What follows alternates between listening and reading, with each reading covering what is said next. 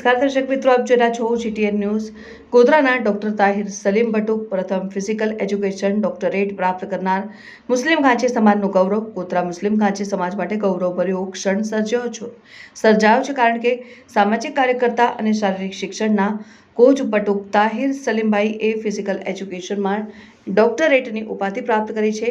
ગોવિંદ ગુરુ યુનિવર્સિટીના vice chancellor દ્વારા તેમને આ માનદ પદવી એનાયત કરવામાં આવી છે। તેઓ માત્ર એક શિક્ષણવિદ જ નહીં પણ લાયન્સ ક્લબ ગોધરાના પ્રમુખ, Kafalat charitable trust, unique education and charitable trust અને ગોધરા મુસ્લિમ ઘાંચી સમાજ વકફના સભ્ય તરીકે પણ સમાજ સેવા માટે પ્રખર રીતે કાર્યરત છે।